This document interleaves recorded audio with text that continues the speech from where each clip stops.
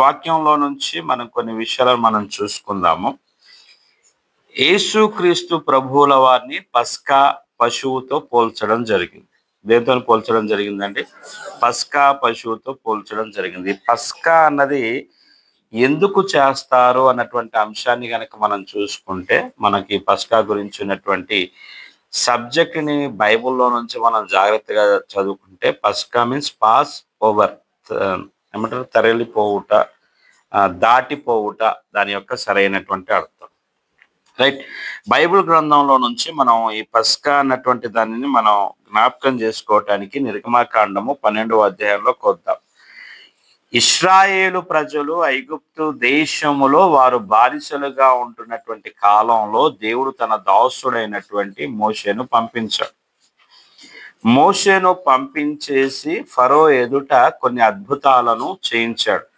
కొన్ని అద్భుతాలను ప్రభు చేయించిన తరువాత, జాగ్రత్తగా వినాలి, ఒక్క చివరి అద్భుతాన్ని నేను చేస్తాను మోజెస్, తద్వారా నేనంటే ఏంటిదన్నది వీరికి పూర్తిగా అర్థమవుతుంది, ఇదిగో నువ్వు ఏం చేయాలి అని అంటే అనేసి 12వ అధ్యాయాన్ని ప్రభువుల వారు మోషేకు ఒక క్రమ పద్ధతిలో తెలియజేస్తూ వచ్చాడు. రండి, నిర్గమాకాండం 12వ అధ్యాయాన్ని మనం చదివేటువంటి ప్రయత్నం చేద్దాము. మోషే అహరోనులు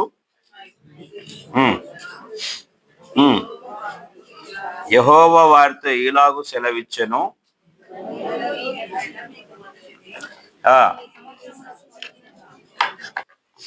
నెలలో ఈ నెల మీకు మొదటిది, ఇది మీ సంవత్సరమునకు మొదటి నెల. మీరు ఇశ్రాయేలీయుల సర్వ సమాజంలో ఈ నెల దశమి నాడు వారు తమ తమ కుటుంబంల లెక్క చొప్పున ఒక్కొక్కడు గొర్రె పిల్లనైనను మేక పిల్లనైనను, అనగా ప్రతి ఇంటికి ఒక గొర్రె పిల్లనైనను ఒక మేక పిల్లనైనను తీసుకొనవలెను.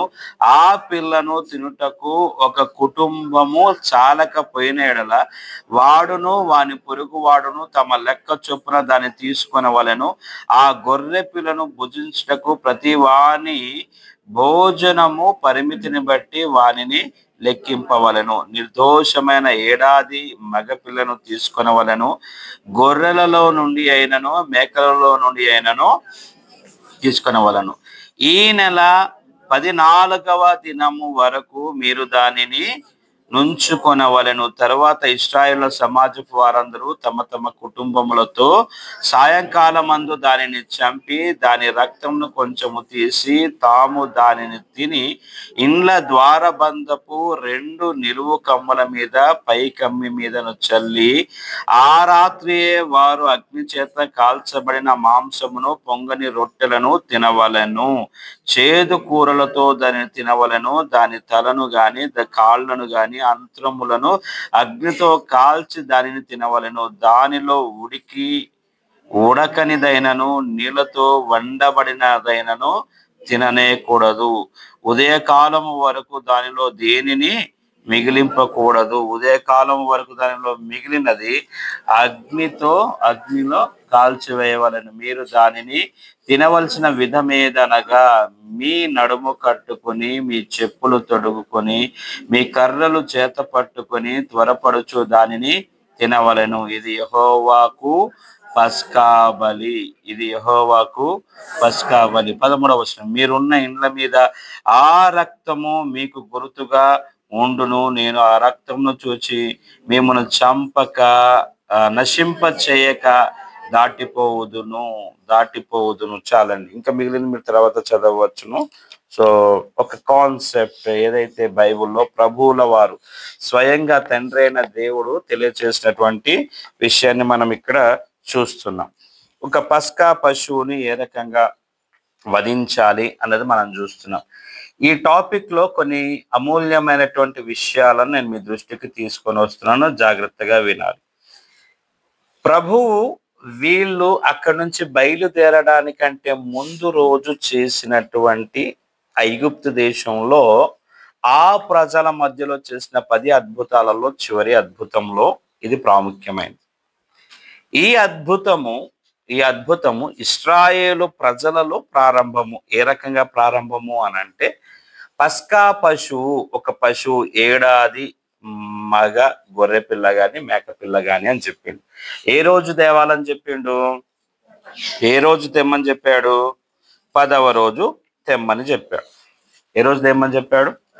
రైట్. నేను ఒక సిస్టమేటిక్ గా వస్తాను, రండి మనం ఒక పని చేద్దాం. ఈ పస్కా పండగను ఎవరు చేయాలి?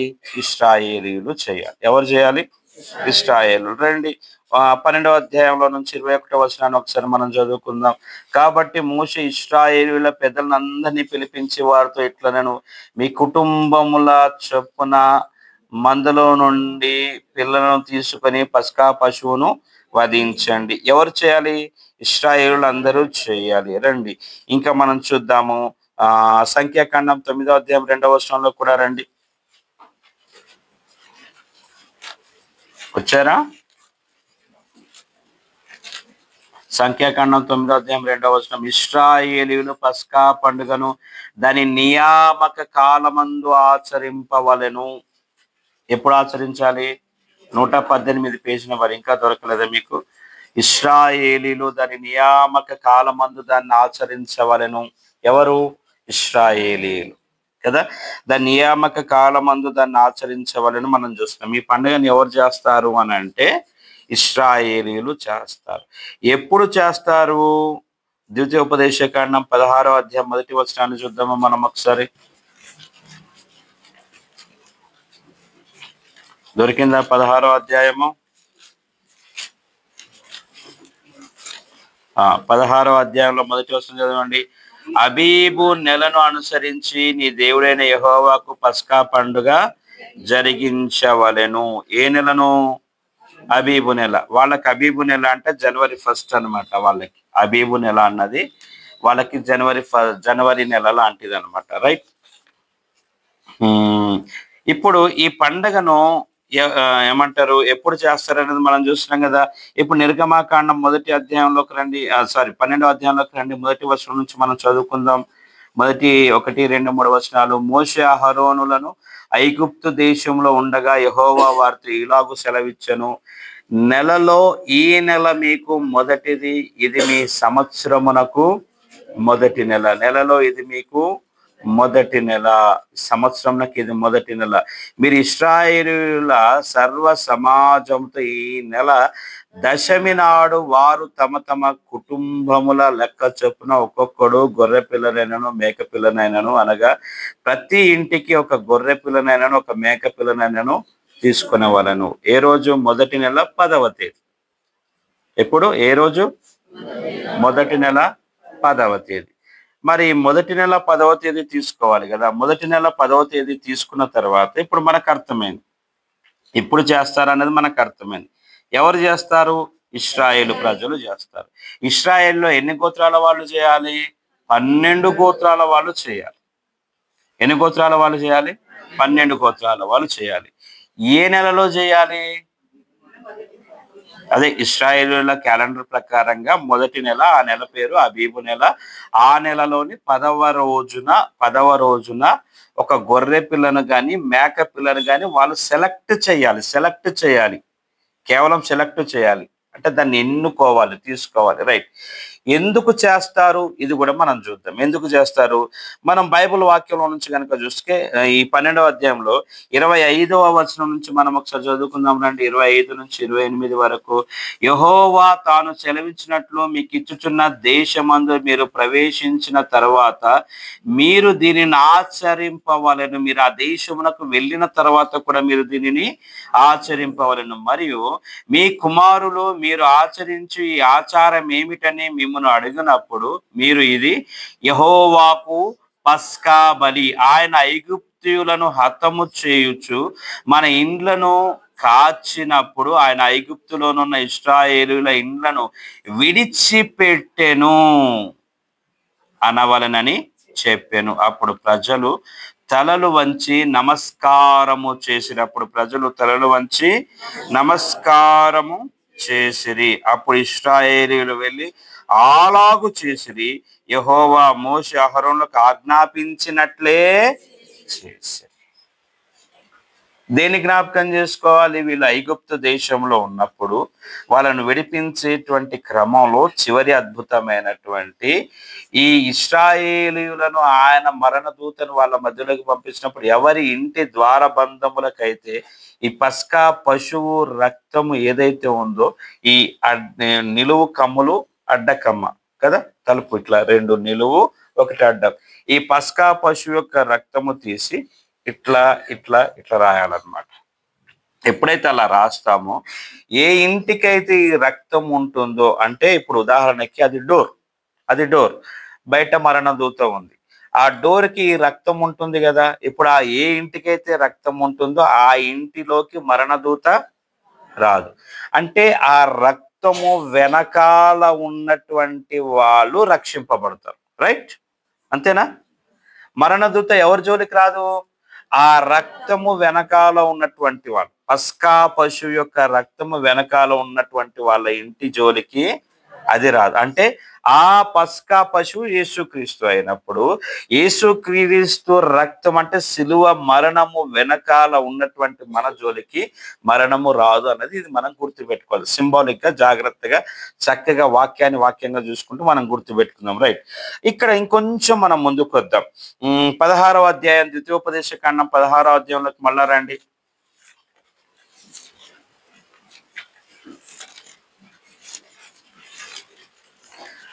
16వ అధ్యాయంలో 1-2 వచనాలు మళ్ళా చదువుదామా? అబీబు నెలను అనుసరించి నీ దేవుడైన యెహోవాకు పస్కా పండగ జరిగింపవలెను. ఏలయనగా అబీబు నెలలో రాత్రి వేళ నీ దేవుడైన యెహోవా ఐగుప్తులో నుండి నిన్ను రప్పించెను. యెహోవా తన నామమును స్థాపించుటకై ఏర్పరచుకొను స్థలములోనే నీ దేవుడైన యెహోవాకు పస్కాను ఆచరించి గొర్రె మేకలలో గాని గోవులలో గాని బలిని అర్పింపవలెను. తర్వాత మనం చూసుకుంటే దాని యొక్క క్రమం మనకి అక్కడ కనపడుతుంది. అసలు ఈ పస్కా మనం ఏదైతే ఇది మనం సెలబ్రేట్ చేస్తున్నామో, అంటే పస్కాను మనం చేస్తున్నామో, కొంచెం జాగ్రత్తగా మనం దీంట్లో ఉన్నటువంటి విషయాన్ని కనుక మనం గమనిస్తే, నీ పిల్లలు కనుక దీన్ని అడిగారు అనుకోండి, ఇది ఎందుకు చేస్తున్నారంటే నువ్వు వాళ్ళకి ఏం చెప్పాలి? ఇందాక చదువుకున్నాం కదా నిర్గమకాండంలో, ఐగుప్తులో నుంచి పాపపు బంధకాల్లో నుంచి యేసయ్య నన్ను విడిపించాడు, రక్షించాడు.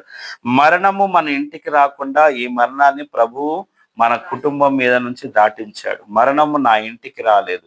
నేను అందును బట్టి నేను ఈ పస్కాను నేను కృతజ్ఞతగా జ్ఞాపకార్థంగా నేను దీన్ని చేస్తున్నాను. ఇంకొంచెం మనం జాగ్రత్తగా చదువుకుందాం. కొంచెం కిందకు వస్తే ద్వితీయోపదేశ కాండం 16వ అధ్యాయంలో 10-12 వచనాలను కూడా మనం చదివి ప్రయత్నం చేద్దాం.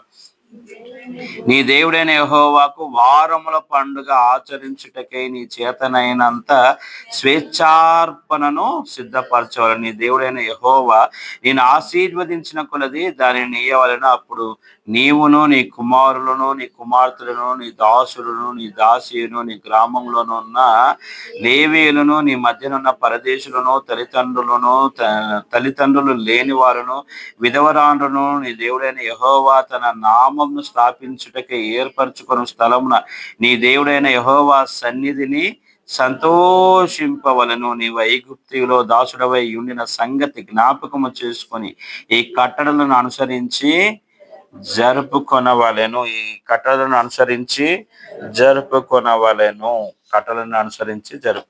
వాక్యాన్ని మనం చూస్తున్నాం కదా. నిర్గమకాండం 13వ అధ్యాయంలోకి రండి. 13వ అధ్యాయంలో 3-5 వచనాలు కూడా చూసుకుందాం మనం. మోషే ప్రజలతో ఇట్లనెను, మీరు దాసుల గృహమైన ఐగుప్తు నుండి బయలుదేరి వచ్చిన దినము జ్ఞాపకము చేసుకునుడి. యెహోవా తన బాహుబలము చేత దానిలో నుండి మిమ్మల్ని బయటికి రప్పించెను. పులిసినది ఏదియో జాగ్రత్తగా అందరూ చెప్పాలి. పులిసినది ఏదియో తినవద్దు. అబీబు నెలలో ఈ దినమందే మీరు బయలుదేరి వచ్చి తిరిగదా. యెహోవా మీకు ఇచ్చేదనని నీ పితరులతో ప్రమాణము చేసినట్లు కనానీయులకు, హిత్తీయులకు, అమోరీయులకు, హివ్వీయులకు, యెబూసీయులకు నివాస స్థానమై ఉండు పాలు తేనెలు ప్రవహించు దేశమును నీవు రప్పించిన తర్వాత నీవు ఈ ఆచారమును ఈ నెలలోనే జరుపుకొనవలెను. ఏడు దినములు నీవు పులియని రొట్టెలను తినవలను. ఏడవ దినమున యెహోవాకు పండుగ ఆచరింపవలను. పులియని వాటిని 7 దినములు తినవలను. పులిసినది ఏదియో నీ యొద్ద ఉండకూడదు. ఇది జాగ్రత్తగా గుర్తుపెట్టుకుందాం. పులిసినది ఏదియో నీ యొద్ద ఉండకూడదు. ఈ వచనాన్ని మనం చదువుకున్నాం కదా.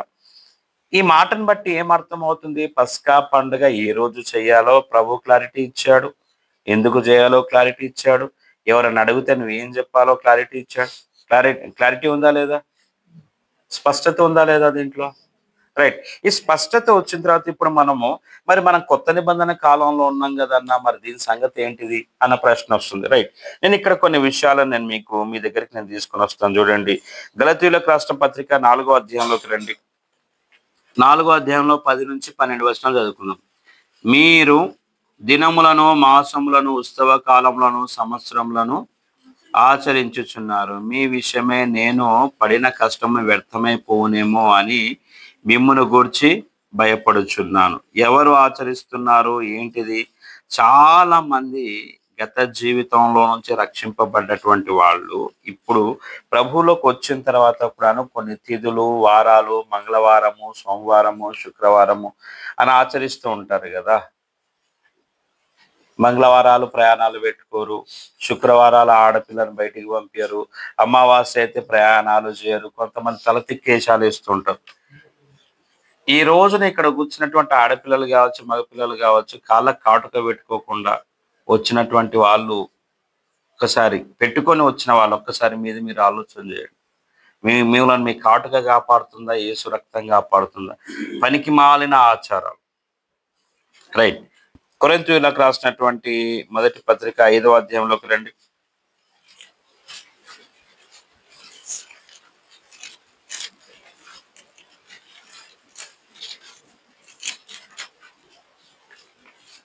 ఐదవ అధ్యాయంలో 7-8 వచనాలను ఒకసారి చదువుకుందాం.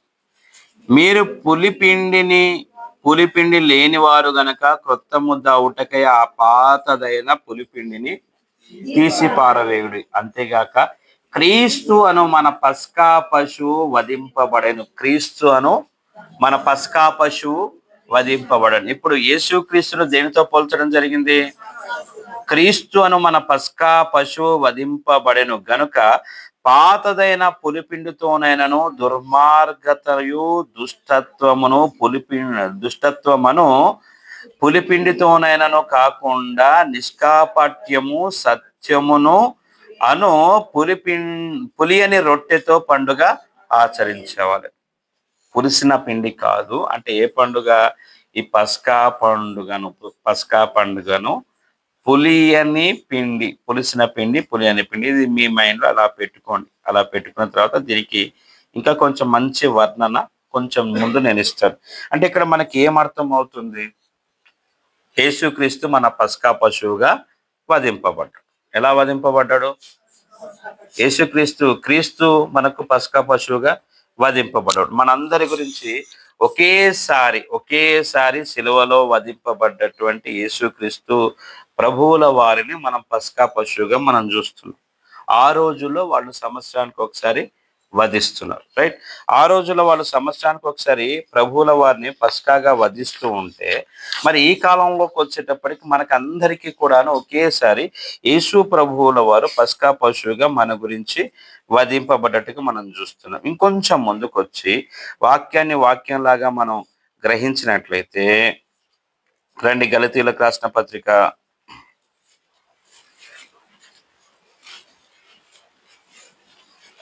3వ అధ్యాయము 10-11 వచనాలు చదివి సహాయం చేయండి.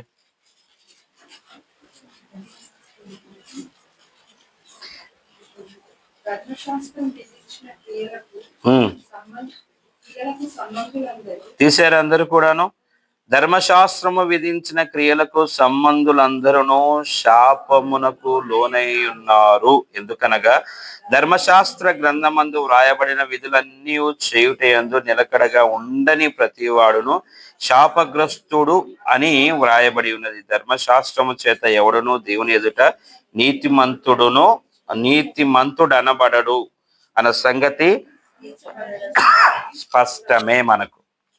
రైట్. ఇప్పుడు ఈ విషయాలను బట్టి మనకి ఏమర్థం అవుతుంది? ధర్మశాస్త్రము మనకు ఇప్పుడు ధర్మశాస్త్ర గ్రంథంలో చదివితే అది ఛాయగా మనకు కనపడుతుంది.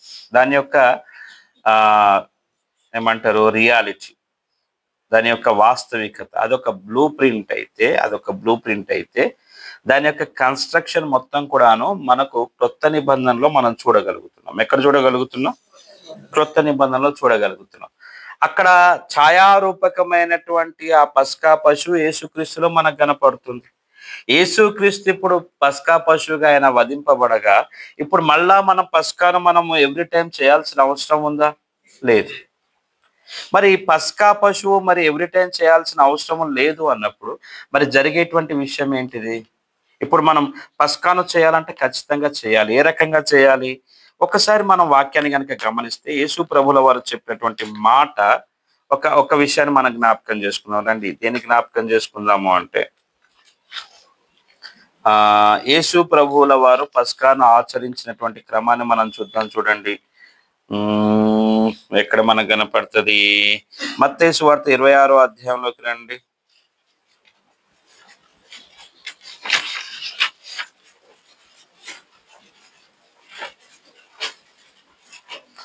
26వ అధ్యాయంలో 26, 27 వచనాలు తీయండి. వారు భోజనము చేయుచుండగా యేసు ఒక రొట్టెను పట్టుకొని దాన్ని ఆశీర్వదించి విరిచి తన శిష్యులకిచ్చి, మీరు తీసుకొని తినుడి, ఇది నా శరీరం అని చెప్పాను. మరియు ఆయన గిన్నె పట్టుకొని కృతజ్ఞతాస్తుతులు చెల్లించి వారికిచ్చి, దీనిలో మీరు త్రాగుడని చెప్పాను. అలాగని ఇంకొన్ని విషయాలు మనం చూద్దాం. మార్కు సువార్త 14వ అధ్యాయం 22, 23 వచనాల్లోకి రండి. వారు భోజనము చేయుచుండగా ఆయన ఒక రొట్టెను పట్టుకుని ఆశీర్వదించి విరిచి వారికిచ్చి, మీరు తీసుకొనుడి, ఇది నా శరీరం అనెను. పిమ్మట ఆయన గిన్నె పట్టుకుని కృతజ్ఞతాస్తుతులు చెల్లించి వారికి ఇచ్చెను. వారందరూ దానిలోనిది త్రాగిరి. మార్కు సువార్త 14, 22, 23 వచనాలు. మత్తయి సువార్త 26వ అధ్యాయంలో నుంచి 26, 27 వచనాలను మనం చూస్తున్నాం. ఇక్కడ ఒక చిన్న విషయాన్ని మనం చెప్పాలి. క్రొత్త నిబంధనలో దాన్ని మనం ఏమని పిలుస్తున్నామంటే ప్రభురాత్రి భోజనము అని పిలుస్తున్నాం. ఏమని పిలుస్తున్నాం మనం దాన్ని? ప్రభురాత్రి భోజనము అని పిలుస్తున్నాం. ఈ ప్రభురాత్రి భోజనం అనేది ఏదైతే ఉందో దాన్ని మనము సరిగ్గా అర్థం చేసుకునేటువంటి విధానం ఏంటిదంటే, ప్రభువు, ఏలువాడు, నా నా యజమానుడు, సంథింగ్ లైక్ కొన్ని ప్లేసెస్ లో రాజు అని కూడా వాడతారు. రాజుతో కలిసి చేసేటువంటి సహవాస భోజనము. బైబుల్లో మెఫీషబోతు అనేసి ఉంటాడు. మెఫీషబోతు ఎవరు? యోనాతాను కుమారుడు, సౌలు యొక్క మనవడు. ఈ మెఫీషబోతుని దావీదు ఏం చేశాడు? రెండొక మాటను మనం చూసుకుందాం బైబిల్ గ్రంథంలో నుంచి. ప్రతిదాన్ని కూడా మనం జాగ్రత్తగా మనం పరిశీలించే చూసుకుందాం. సమూయేలు 2వ గ్రంథంలో నుంచి 9వ అధ్యాయంలో 7, 8 వచనాల్లోకి రండి.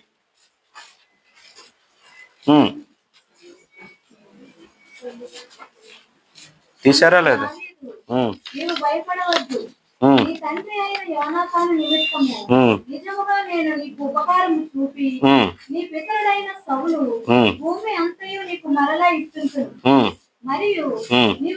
నీవు సదాకాలము నా బల్ల యొద్దనే భోజనము చేయదు అని సెలవీయగా, సదాకాలము భోజనం చేయదు అని సెలవీయగా అతడు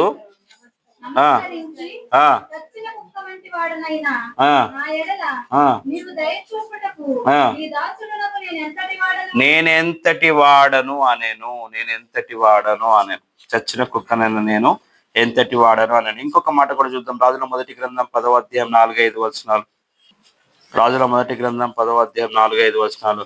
షేబా రాణి సొలొమోను యొక్క జ్ఞానమును, అతడు కట్టించిన మందిరమును, అతని బల్ల మీదనున్న భోజన ద్రవ్యములను, అతని సేవకులు కూర్చుండి పీఠములను, అతని ఉపచారములను కనిపెట్టుటను, వారి వస్త్రములను, అతనికి గిన్నెను అందించి వారిని యెహోవా మందిరం ముందు అతడు అర్పించు దహన బలను చూచి విస్మయం పొందినదై. ఎవరు? షేబా దేశపు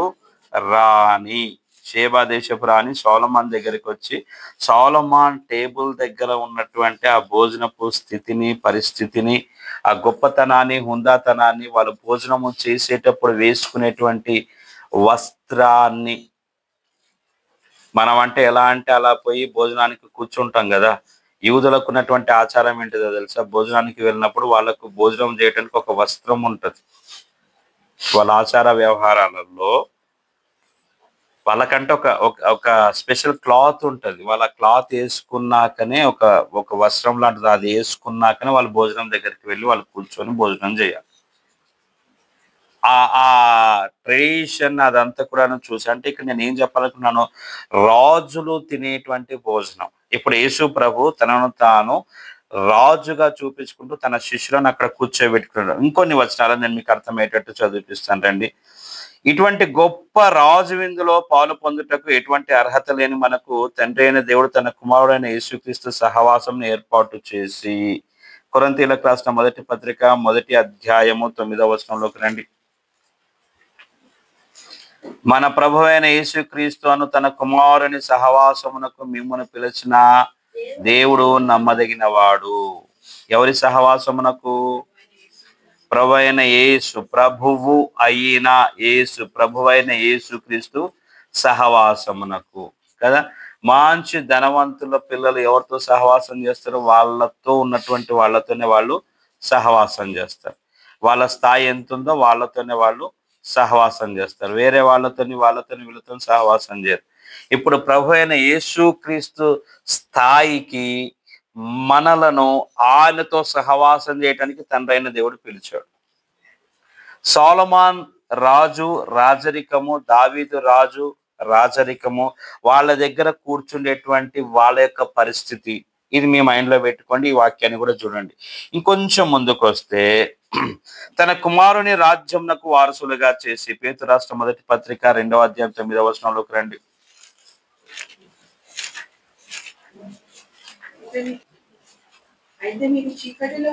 అయితే మీరు చీకటిలో నుండి ఆశ్చర్యకరమైన తన వెలుగులోనికి మిమ్మల్ని పిలచిన వాని గుణాతిశయములను ప్రచురము చేయు నిమిత్తము ఏర్పరచబడిన వంశమును, రాజులైన యాజక సమూహముగాను, పరిశుద్ధ జనముగాను, దేవుని సొత్తైన ప్రజలునై ఉన్నారు. ఇక్కడ మనం జాగ్రత్తగా చూస్తున్నాం. అయితే మీరు చీకటిలో నుండి ఆశ్చర్యకరమైన వెలుగులోనికి, అంటే గతంలో మనం ఎలా ఉన్నాము? చీకటిలో ఉన్నాం. ముందు ఎలా ఉన్నాము? కొరింథీయులకు రాసిన మొదటి పత్రిక 9వ వచనంలో ప్రభు అయిన యేసుక్రీస్తు సహవాసమునకు పిలువబడ్డటువంటి మనము చీకటిలో ఉన్నటువంటి వారిని. కొరింథీయులకు రాసినటువంటి మొదటి పత్రిక 11వ అధ్యాయంలో నుంచి రండి. 11వ అధ్యాయంలో ఏ వచనాన్ని చూద్దాం మనం బైబిల్లో? 23 నుంచి 32 వరకు కనుక మనం చదువుకుంటే అక్కడ మనకు ప్రభు బల్ల యొక్క క్రమము మనకు అక్కడ వివరించబడుతుంది. రైట్. ఇక్కడ మనకి ఏమర్థం అవుతుంది?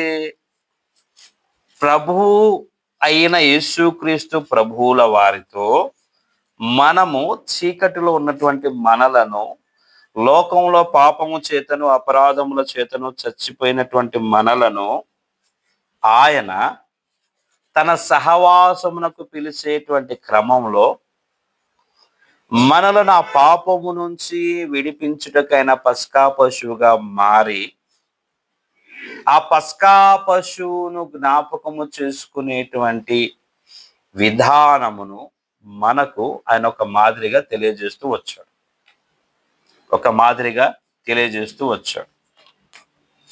వాక్యమును జాగ్రత్తగా మనం అర్థం చేసుకోవాలి. పస్కా పశువును వధించేటువంటి క్రమంలో ఇశ్రాయేలీయులు, ఇప్పుడు యేసుక్రీస్తు దగ్గరికి రావడానికంటే ముందు కొంచెం ముందుకు వద్దాం. వాక్యంను జాగ్రత్తగా మనం అర్థం చేసుకునేటువంటి ప్రయత్నాన్ని మనం చేద్దాం. పస్కా పశువును వధించే క్రమంలో ఎన్నో రోజు తీసుకొని రావాలని చెప్పాను? 10వ రోజు తెచ్చి ఎన్నో రోజు వధించాలి? 14వ రోజు. ఈ 14వ రోజు దాన్ని వధించేటువంటి క్రమంలో ఎన్నో రోజు తేవాలి? ఎన్నో రోజు వధించాలి? ఎన్ని రోజులు ఉంటుంది? 4 రోజులు. 4 రోజులు ఉంటుంది. యేసు ప్రభు యెరూషలేములో ఎప్పుడు ప్రవేశించాడు? ఆదివారం రోజున. మట్టల ఆదివారం మనం సెలబ్రేట్ చేస్తారు కదా, హోసన్నా హోసన్నా అనేసి. ఆదివారం ఆయన ఎంటర్ అయ్యాడు అబీబుల్లా. పస్కా పశువుగా ఆయన ఆ ఎంటర్ అయిన తర్వాతనే ప్రభువు పస్కా పండుగ చేయాలనుకుంటున్నాడు అనేసి అక్కడ ఉన్నటువంటి ఒక ఏమంటారు వ్యక్తి దగ్గర పోయి అడిగితే అది మేడ మీద గది ఉంది, అక్కడ పోయి మీరు చేసుకోండి అనేసి స్థలాన్ని ఇస్తాడు. మరి 4 రోజులు ఏం చేయాలి? ఆ పశువుని తీసుకొని వచ్చేసి ఆ 4 రోజులు ఏం చేయాలి? పశువును తీసుకొని వచ్చేసి జాగ్రత్తగా పరీక్షించాలి. ఏం చేయాలి? దేనిని? పస్కా పశువు. పస్కా పశువుని జాగ్రత్తగా పరిశీలన చేయాలి. ఏమని పరిశీలన చేయాలి? ఆ పశువులో ఏదైనా కానీ రోగం ఉందా, చెవులలో కురుపులు ఉన్నాయా, అది కొంటిదా, గొడ్డిదా, ఇంకేదైనా కానీ వేరే రకమైనటువంటి స్కిన్ రిలేటెడ్ ఎలర్జీ లాంటివి ఏమన్నా ఉన్నాయా? 4 రోజులు దాన్ని జాగ్రత్తగా పరిశీలన చేయాలి.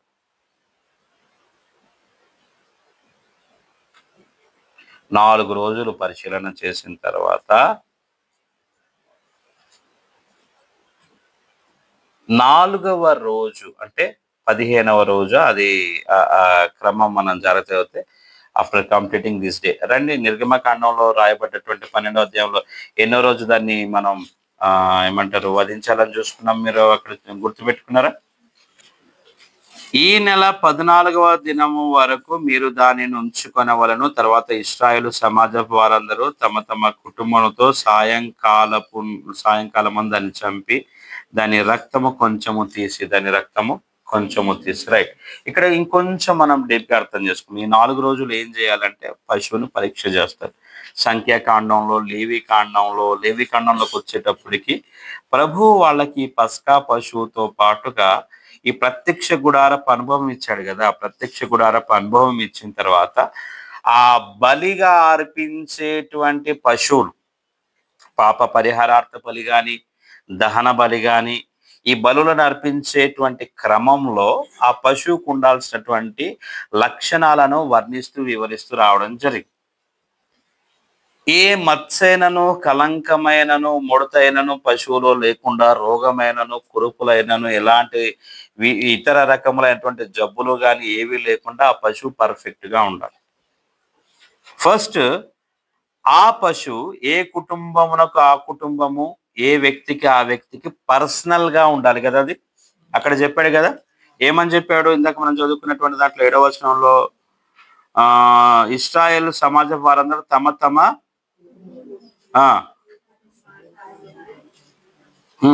4వ వచనంలోకి రండి. ఆ పిల్లను తినుటకు ఒక కుటుంబము చాలకపోయినలా వాడు తన పొరుగు వాని 3వ వచనంలో కూడా చూడండి. నేను మెల్లిగా కింద పైన అదంతా మీకు కలిపి చదివిపిస్తున్నాను. మీరు ఇశ్రాయేలుల సర్వ సమాజంలో ఈ నెల దశమి నాడు వారు తమ తమ కుటుంబంలో లెక్క చొప్పున ఒక్కొక్కడు గొర్రె పిల్లనైనను మేక పిల్లనైనా అంటే ఇక్కడ ప్రభు ఏం చూపిస్తున్నాడు? ఆ గొర్రె పిల్ల పస్కా పశువు అది నీకు పర్సనల్ అయి ఉండాలి. పర్సనల్ పశువు అయి ఉండాలి. పర్సనల్ పస్కా అయి ఉండాలి నీ కుటుంబానికి, నీకు. రైట్. ఈ 4 రోజులు దాన్ని పెట్టుకుని నువ్వేం చేయాలి? దాన్ని పరీక్షించాలి. అది ప్రూవెన్ ల్యాంబ్ అయి ఉండాలి. ఫస్ట్ అది పర్సనల్ ల్యాంబ్ అయి ఉండాలి. అది నీకు వ్యక్తిగతంగా సంబంధించి, అది నీకు వ్యక్తిగతంగా నీకు చెందినది అయి ఉండాలి. రెండోది ప్రూవెన్ ల్యాంబ్ అయి ఉండాలి. పర్సనల్ ల్యాంబ్, రెండోది proven lamb. What is proven lamb అంటే ఆ పశువులో ఎలాంటి రోగము లేదు అనేసి ప్రూవెన్ అయి ఉండాలి. ఆ పశువులో ఎలాంటి రోగము లేదు అనేసి అది ప్రూవెన్ అయి ఉండాలి. అంటే ఏ లోపము లేదు అనేసి ప్రూవెన్ అయి ఉండాలి. తర్వాత పర్ఫెక్ట్ ల్యాంబ్ అయి ఉండాలి. Personal lamb, proven lamb and perfect. సర్వసన్నద్ధమైనటువంటి, అది సంపూర్ణమైనటువంటి, అది పర్ఫెక్ట్ గా ఉన్నటువంటి ల్యాంబ్. అప్పుడే దాన్ని వధించాలి. యేసుక్రీస్తు ఆయన మనకు పర్సనల్, ఆయన ప్రూవెన్, ఏ పాపము లేదనేసి ఆయన ప్రూవెన్. ఆయన పర్ఫెక్ట్ పశువుగా, పర్ఫెక్ట్ పస్కాగా ఆయన శిలువ మీద మన గురించి ఆయన అర్పించబడ్డాడు. ఆ రోజుల్లో సంవత్సరానికి ఒకసారి అర్పించేవాడు. ఈ రోజుల్లో మనము మళ్ళా పస్కాను వధించాల్సిన అవసరం లేదు. మనకందరికీ ఒకేసారి, మీరు తర్వాతి కాలంలో హెబ్రీయులకు రాసిన పత్రికను జాగ్రత్తగా చదువుకుంటే ఈ వర్ణన మొత్తం నీకు అక్కడ కనపడుతుంది. ఇంకొంచెం నేను మీకు వివరించేటువంటి ప్రయత్నాన్ని నేను మీకు చేస్తాను. ఇక్కడ ఒక చిన్న డౌట్ రావాలి. సిలోన్ పెంతుకోస్తు వాళ్ళు కానీ, లేదంటే టీపీఎం అంటారు, ద పెంతుకోస్తు మిషన్ వాళ్ళు కానివ్వండి, వాళ్ళు సంవత్సరానికి ఒకటేసారి ఇస్తారు. ఎందుకు ఇస్తారంటే వాళ్ళు ఈ ఈ వచనాన్ని పస్కా పండుగను వాళ్ళు గుర్తు చేసుకుంటూ వాళ్ళు సంవత్సరానికి ఒకటేసారి ఇస్తారు. అది వాళ్ళ సిస్టమ్. అది వాళ్ళ సిస్టమ్. చరిత్రను జాగ్రత్తగా చదవాలి, తెలియకుంటే తెలుసుకోవాలి. అది వాళ్ళ సిస్టమ్. పస్కా ఒకటేసారి, యేసుక్రీస్తు పస్కా అనేసి వాళ్ళు ఆ రకంగా దాన్ని చూసి దాన్ని గ్రహించి వారు ఆ రకంగా ఇస్తారు. మరి పెంతెకోస్తోళ్ళు ఎందుకు నెలకొకసారి ఇస్తారు? ఇది ప్రశ్న. అపోస్తల కార్యంలో వారం వారం ఉంది కదా. అవును, వారం వారం తీసుకోవడానికి నెలకొకసారి తీసుకోవడానికి ఒక మేజర్ డిఫరెన్స్ నేను చెప్తాను. నువ్వు నెలంతా కష్టపడి నీకు వచ్చిన జీతాన్ని తాగుడుకు వృధాగా ఖర్చు పెట్టే వ్యక్తి, వచ్చిన జీతాన్ని జాగ్రత్తగా దాచిపెట్టుకొని అవసరానికి వాడుకునే వ్యక్తికి వ్యత్యాసం ఉంటుందా ఉండదా? వారం వారం తీసుకునేటోడు వాడి యొక్క వ్యక్తిగత విషయాన్ని ఒకసారి జ్ఞాపకం చేసుకోవాలి. పెంతెకోస్తు సంఘాల్లో ఎందుకు నెలకొకసారి ఇస్తారు అని అంటే, ఈ 4 రోజులు ఈ 4 రోజులు పస్కా పశువులో ఏ లోపము లేదు. బైబిల్లో రాయబడ్డది. హిజ్కియా రాజుగా ఉన్నప్పుడు పస్కా పశువును వధించినప్పుడు సిద్ధపాటు లేక పస్కాలో చెయ్యి వేసిన వాళ్ళు రోగులుగా మారారు అనేసి ద్వితీయోపదేశ కాండంలో కూడా మనం చూస్తాం. సంఖ్యాకాండంలో కూడా సందర్భాలు మనకు అర్థమవుతూ ఉంటాయి. పస్కాను తినేవాడు యోగ్యంగా కాకుండా అయోగ్యముగా తింటే వాడు రోగిగా మారుతాడు. హిజ్కియా రాజుగా మారిన మొదటి సంవత్సరమున మొదటి నెలలో చేయాల్సింది 2వ నెలలో చేస్తారు. ఆ 2వ నెలలో పస్కా పశువులను వారు వధించినప్పుడు కొంతమంది సిద్ధపాటు లేక తిన్నందు చేత వాళ్ళు రోగులుగా మారారంటారంటే ఆ మాటను కూడా నేను మీకు తీసి చూపిస్తాను. వృత్తాంతాల 2వ గ్రంథంలో ఉంటుంది అనుకుంటున్నాను నేను. అది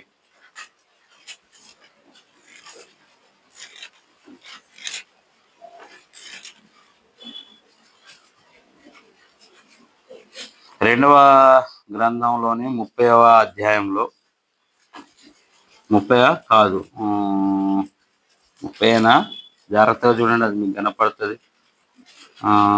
30లోనే రావాలి అది.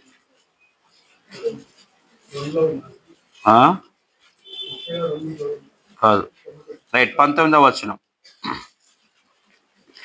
పరిశుద్ధ స్థలం యొక్క శుద్ధీకరణము చొప్పున తన్ను పవిత్ర పరచుకొనకయే తమ పితరుల దేవుడైన యెహోవాను ఆశ్రయింప మనసు నిలుపు కొనిన ప్రతి వాని నిమిత్తము దయగల యెహోవా ప్రాయశ్చిత్తము చేయునుగాకని ఎవరు ప్రార్థన చేశారు?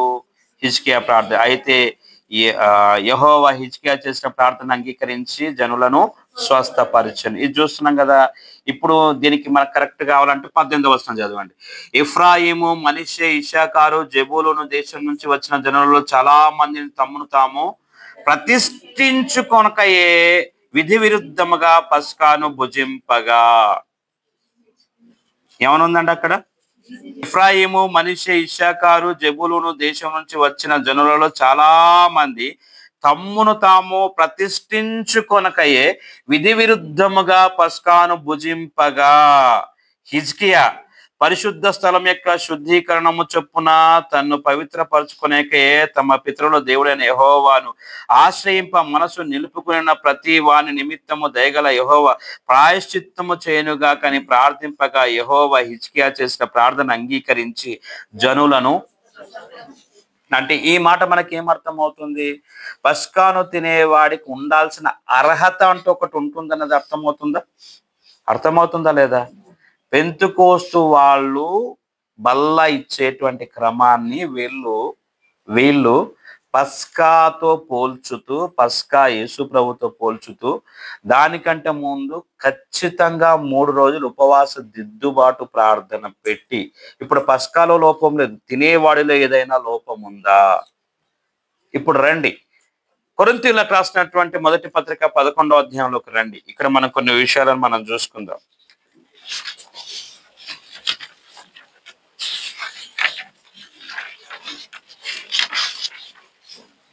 11వ అధ్యాయం ఎక్కడి నుంచి చదవాలో మనం 23 నుంచి చదువుదాం. రండి.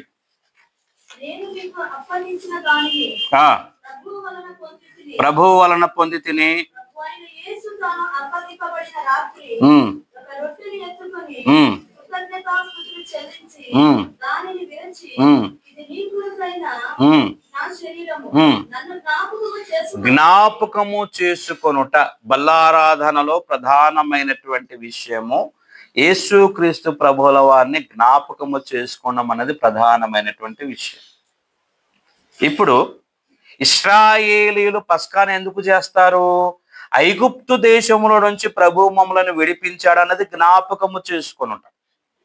రైట్? ఐగుప్తు దేశంలో నుంచి ప్రభు మమ్మలను విడిపించాడు అనేసి జ్ఞాపకము చేసుకునుట. మరి యేసుక్రీస్తు ప్రభువుల వారు నా గురించి శిలువలో మరణించాడు అనేసి జ్ఞాపకము చేసుకునుట. నన్ను జ్ఞాపకము చేసుకుంటకే దీన్ని చేయుడని చెప్పాను. నన్ను జ్ఞాపకం చేసుకుంటకే దీనిని చేయుడని చెప్పాను. ఈ విషయాలు మీరు జాగ్రత్తగా గమనించాలి, అర్థం చేసుకోవాలి. దీంట్లో ఉన్నటువంటి విధి విధానాన్ని మనం అర్థం చేసుకునకుండా ఇష్టానుసారంగా మనం బల్ల దగ్గరికి సమీపించకూడదు. జ్ఞాపకము చేసుకొనుటకు ఎవరిని? ఏ యేసుక్రీస్తుని జ్ఞాపకం చేసుకోవాలి? స్వస్థపరిచిన యేసుక్రీస్తుని జ్ఞాపకం చేసుకోవాలా?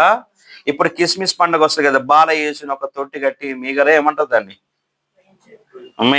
ఒకటి తయారు చేసేసి బాల యేసుని పెట్టి లాలిజో లాలిజో అని పాటలు పాడేటువంటి యేసు ప్రభుని జ్ఞాపకం చేసుకోవాలా? టచ్ అని చెప్పేసి దయాలను వదిలేసినటువంటి యేసు ప్రభుని జ్ఞాపకం చేసుకోవాలా? ఎవరిని జ్ఞాపకం చేసుకోవాలి? ఎవరిని జ్ఞాపకం చేసుకోవాలి? నా గురించి శిలువ మరణము చెందినటువంటి యేసుక్రీస్తును జ్ఞాపకం చేసుకోవాలి.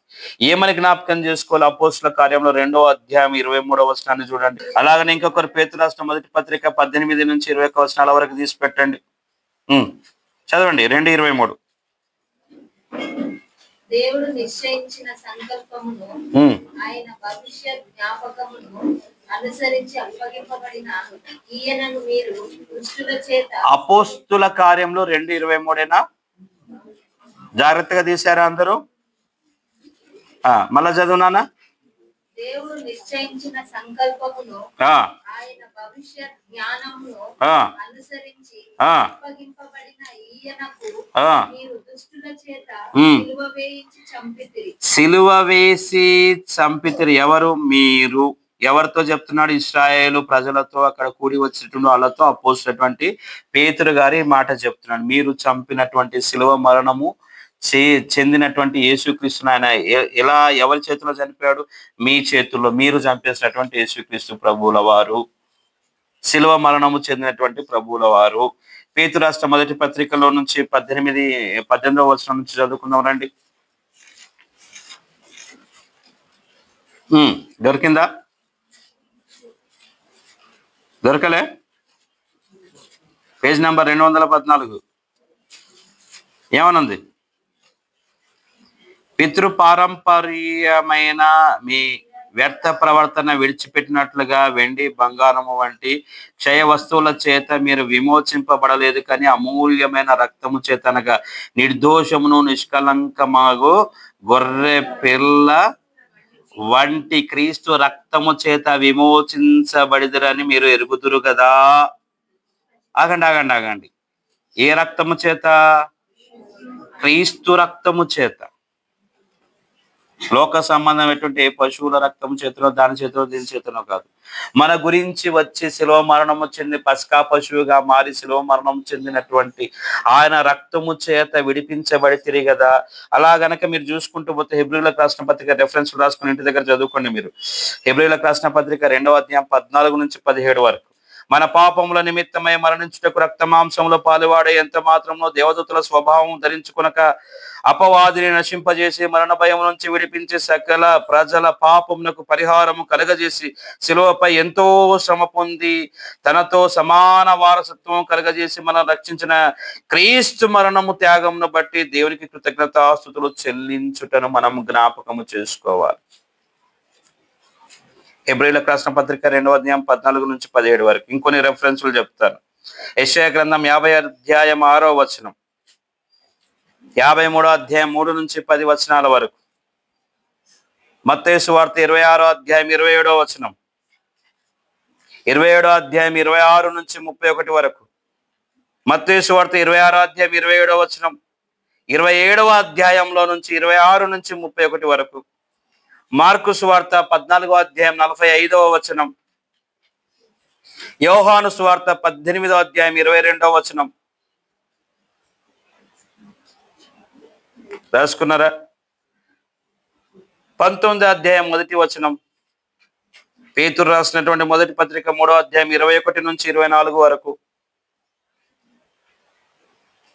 లూకాసు వార్త 11:21, యోహాను 1:14, అదే యోహాను సువార్త నుంచి 13వ అధ్యాయం 1 నుంచి 17 వరకు. హెబ్రీయులకు రాసినటువంటి పత్రిక 2వ అధ్యాయం 15వ వచనం,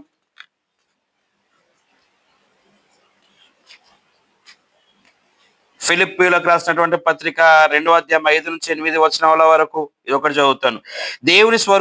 దేవుని స్వరూపంను కలిగిన వాడైనప్పటికీ ఆయనతో సమానంగా ఉండే గొప్ప భాగ్యంను విడనాడి దేవదూతల కంటే కొంచెం తక్కువ వాడిగా చేయబడి మనుష్య పోలికగా పుట్టి దాసుని రూపము ధరించుకొని తను తాను ఎంత మాత్రము హెచ్చించుకొనక శిష్యుల పాదములను సైతము కడిగి అంధకార సంబంధమైన అధికారము నుండి మనలను విడుదల చేయుటకు శిలువ మరణం పొందినంతగా విధేయత చూపించినటువంటి యేసు ప్రభువుని మనము జ్ఞాపకము చేసుకోవాలి. ఏం చేయాలంట? చెప్పాలండి, మీరు చెప్పట్లేదు.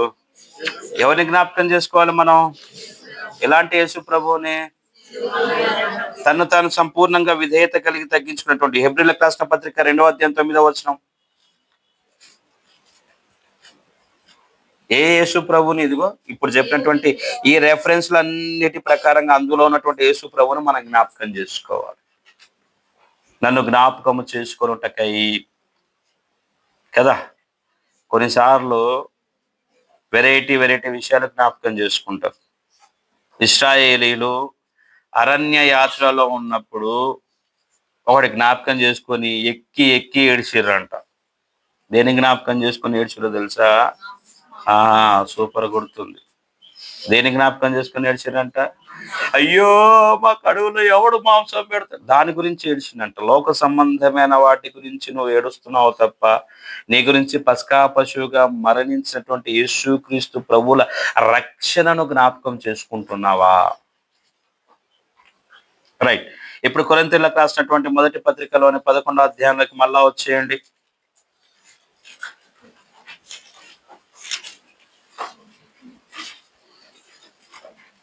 24 వరకు చదివామా? దానిని విరచి ఇది మీ కొరకైన నా శరీరం, నన్ను జ్ఞాపకం చేసుకుంటకై దీన్ని చేయడని వారితో చెప్పాను.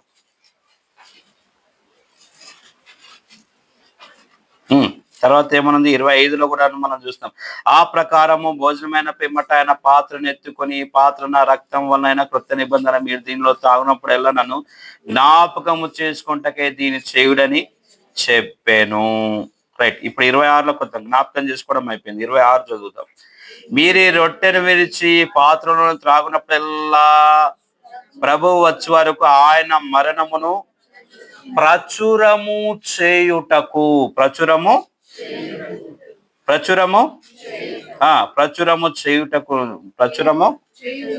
చేయుదురు. ఒకటి జ్ఞాపకము చేసుకుంటా, రెండోది ప్రచురము చేయాలి. ప్రచురము చేయాలి అని అంటే ఒకటి జ్ఞాపకము చేసుకుంటా, రెండు ప్రచురము చేయుట. యేసు క్రీస్తును మనము ప్రచురము చేయాలి. ఒకటి జ్ఞాపకము చేసుకుంటే అది నీ వ్యక్తిగతం. జ్ఞాపకం చేసుకోవడం ఏంటిది? నీ వ్యక్తిగతం. రెండవది ఏంటిది? ప్రచురము చేయుట అన్నది ఏంటిది? ఇది వ్యక్తిగతం కావద్దు. It's not personal. ఫస్ట్ది అది నీ పర్సనల్, ఆయన జ్ఞాపకం చేసుకోవడం. రెండోది ప్రచురము చేయుట అంటే ఏ క్రీస్తు నీ గురించి చనిపోయాడో ఆ క్రీస్తే నీ సహోదరుని గురించి, నీ పొరుగువాని గురించి, నీ ఎదురు ఉన్నటువంటి వారి గురించి, నీ కాలనీలో ఉన్న వాళ్ళ గురించి, నీ ఊర్లో ఉన్న వాళ్ళ గురించి, ఈ లోకము సమస్తము గురించి చనిపోయినటువంటి పాప పరిహారార్థ బలిగా చనిపోయినటువంటి యేసుక్రీస్తు ప్రభువుల వారిని నీవు ప్రచురము చేయుచున్నావా? ప్రశ్న. ఇన్ఫాక్ట్ చెప్పాలి అని అంటే ఈ నెలలో ఒక్కడికైనా నువ్వు స్వార్థ చెప్పకుండా బలలో చేయవేయకూడదు. అక్కడ ఉందా? నేను చెప్తున్నానా? జ్ఞాపకము చేసుకున్న పిల్ల ఆయనను ప్రచురము చేయుడి అక్కడ ఉంది కదా. ఏం జ్ఞాపకం చేసుకుంటున్నాం? మనం యేసుక్రీస్తు ప్రభువుల వారిని జ్ఞాపకం చేసుకున్నాం. ఈ జ్ఞాపకం చేసుకునేటువంటి యేసు ప్రభుని ఇప్పుడు ఈ వ్యక్తి క్రిస్టియనే, నేను క్రిస్టియనే. ఇప్పుడు ఈయనకి ఏం ప్రచురం చేయాలి నేను? ఈయనకు ఆల్రెడీ ఆ చనిపోయిన క్రీస్తు గురించి తెలుసు కదా. ఇప్పుడు తెలిసినటువంటి ఈయనకి నేను మళ్ళీ ఏం ప్రచురం చేయాలి? ఏం చెప్పాలి? ఇప్పుడు నేను ఈయన నాకు ఆ యేసుక్రీస్తు గురించి ఈయనకు తెలుసు, నాకు తెలుసు, ఇంకా నేను ఇదే చెప్పుకుంటూ నాకు ఆయన నేను చెప్పుకుంటూ తిరగాల, లేకుంటే మేము తెలియని వాళ్ళకు తెలియచేయాలా? ఆలోచన చేయండి. వాక్యాన్ని జాగ్రత్తగా మీకే అర్థమవుతుంది. నా సొంత భావాన్ని, సొంత భాషను తీసుకొని వచ్చి నేను చెప్పట్లేదు. వాక్యంలాగా అర్థం చేసుకున్నాం. వాక్యంలాగా అర్థం చేసుకున్నాం. దీని గురించి చెప్పుకుంటూ పోవాలి అని అంటే, సిలువను గూర్చిన వార్త నశించు వారికి వెర్రితనము గాని, కొరింథీయులకు రాసిన మొదటి పత్రిక 1వ అధ్యాయం 18వ వచనం. నశించుచున్నటువంటి వారికి వెర్రితనము గాని, మనకైతే దేవుని శక్తి బలమునై ఉన్నది. అవునా కదా? ఈ కొరింథీయులకు రాసిన మొదటి పత్రిక 15వ అధ్యాయంలో నుంచి 1 నుంచి 4 వచనాలను కూడా మనం చూసుకుందాం రండి. 15వ అధ్యాయం 1 నుంచి 4 వచనాలు. మరియు సహోదరులారా, నేను మీకు ప్రకటించిన సువార్త మీకు తెలియపరచుచున్నాను. మీరు దానిని అంగీకరించితిరి, దాని అందే నిలిచి ఉన్నారు. మీ విశ్వాసము వ్యర్థమైతే గాని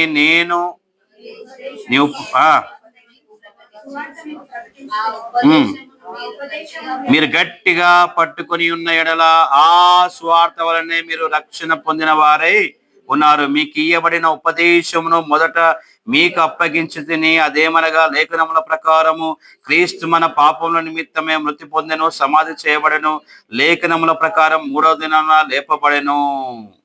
ఇది మనం ప్రచురం చేయాలి. దేన్ని ప్రచురం చేయాలి? దీన్ని మనం ప్రచురం చేయాలి. లేఖనముల ప్రకారం ఆయన ఈ లోకానికి వచ్చాడు, శిలువ మరణం పొందాడు, సమాధి చేయబడ్డాడు, 3వ దినాన సజీవంగా మరణాన్ని జయించి తిరిగి లేచాడు. యేసుక్రీస్తు శిలువ మరణం వరకు పాపానికి ఉన్నటువంటి ఏకైక అని కాదు, చాలా బలమైనటువంటి వెపన్ మరణం. ఇప్పుడు ఆ మరణం యేసుక్రీస్తు చేత ఓడిపోయింది. మరణంను జయించి తిరిగి లేచినటువంటి యేసుక్రీస్తు ప్రభుల వారిని, పాపంను జయించిన యేసుక్రీస్తు ప్రభుల వారిని మనం ప్రచురం చేస్తున్నామా? నీవు ఈ బల్ల నుంచి ఈ నెక్స్ట్ బల్ల వరకు నువ్వు యేసుక్రీస్తును ప్రచురం చేయకుంటే బల్ల తీసుకోవడానికి యోగ్యుడువా కాదా? నీ ముందు క్వశ్చన్ వేసి వదిలేస్తున్నావు. ఒకటి జ్ఞాపకం చేసుకుంటే నీ వ్యక్తిగతం. ప్రచురము చేయటం వ్యక్తిగతం అవుతుందా, లేకుంటే అది పబ్లిక్ అవ్వాలా? మీరే చెప్పండి. వ్యక్తిగతం అవ్వాలా, పబ్లిక్ అవ్వాలా? ప్రచురము చేయుట ఏమవ్వాలి? జ్ఞాపకం చేసుకోవడం, ప్రచురము చేయుట కరెక్టా తప్ప? రెండు ప్రచురం చేయటం. దీని గురించి ఇంకా మనం చూసుకుంటే ఇంకొక రెఫరెన్స్ కూడా రాసుకుంటే, తిమోతికి రాసిన 2వ పత్రిక 1వ అధ్యాయం 10వ వచనం.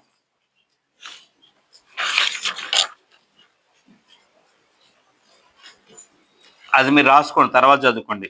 ఇప్పుడు ఇంకొంచెం ముందుకు వద్దాం. కొరింథీయులకు రాసిన మొదటి పత్రిక 11వ అధ్యాయంలో నుంచి 27వ వచనం.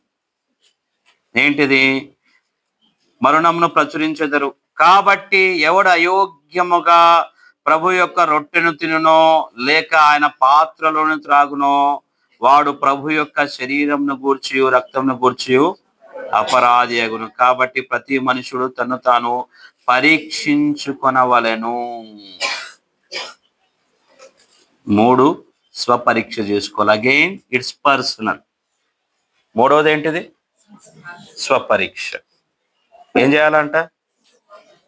అది ఇంత బుడ్డ ఏమంటారు వాటిని, ఆ కప్పులలో పెట్టి దాని మీద ఇంత సాక్రిమెంట్, అదేదో ఏమంటారు సాక్రిమెంట్ అంటారా, తెల్లగా ఉంటుంది కదా, అది పెట్టేసి అది ఇచ్చేసి మీరు ఇంటికి పోయి తినండి, ప్రతిరోజు తినండి. దాని విలువ ఏంది? దాని కథ ఏంది? అది షాపులలో ఏమంటారు ఇక్కడక్కడ అమ్మేటువంటి చాక్లెట్ బిస్కెట్ అనుకుంటున్నారా? స్వపరీక్ష చేసుకునకుండా. ఇందాక నేను హిజ్కియా రాజు కాలంలో చదివిపించాను కదా, నేను తింటాను.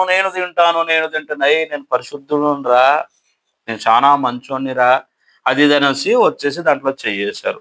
అనేక మంది దాంట్లో నుంచి రోగులు అయిపోయారు. హిజ్కియా ప్రార్థన చేసినాకనే వాళ్ళకి స్వస్థత వచ్చినట్టుగా మనం చూస్తున్నామా? ఇప్పుడు ఈ బలలో చేయి వేసినప్పుడు వాడు పరీక్ష చేసుకునకుండా తింటే ఎందుకు? పెంతెకోస్తలు నెలకు ఒకసారి అని అంటే కనీసం నువ్వు తీసుకునే ముందు 3 రోజులు కనీసం minimum that should be 4 days, very good. Otherwise minimum 3 days నేను నువ్వు స్వపరీక్ష చేసుకోవాలి. మన చర్చ్లో నేను ఇక్కడ ఆరాధన ప్రారంభించిన నాటి నుంచి 1-2 సందర్భాల్లో వాతావరణం సహకరించని సమయాలలో ఉపవాస ప్రార్థనలు మీ ఇళ్లలో చేసుకోండి అని చెప్పి నేను క్యాన్సిల్ చేశాను తప్ప, స్థలం అనుకూలం లేని పరిస్థితుల్లో క్యాన్సిల్ చేశాను తప్ప, దిద్దుబాటు ప్రార్థనలు పెట్టకుండా ఏ రోజున భాగ్యం అంటే ఇచ్చామా?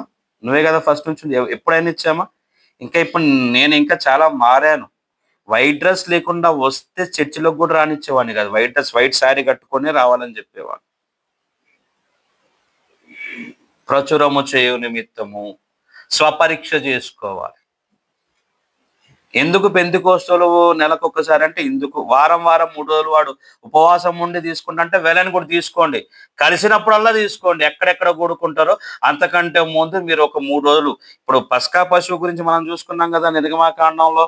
చూసుకున్నప్పుడు అది 10వ రోజు తీసుకొని వచ్చేసి 14వ రోజు వధించినప్పుడు దాన్ని మొత్తం ప్రూవ్ చేసుకోవాలి కదా. ఇప్పుడు పస్కా పశువులో ఏ లోపం లేదు, తినేవాడిలో ఏదన్నా లోపం ఉందనేసి వాడిని వాడు పరీక్ష చేసుకోవాలి కదా.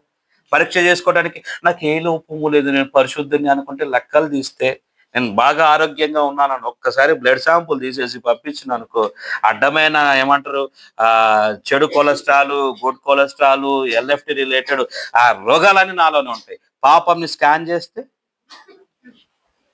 ఎట్లుంటది బేటా చెప్పండి? నేను చెప్పింది అర్థమవుతుందా? వారం తీసుకునే వాళ్ళు నేను ఏమనట్లేదు, అది వాళ్ళకి ఇవ్వబడ్డటువంటి సిద్ధాంతం, వాళ్ళను ఓకే, వెల్ అండ్ గుడ్.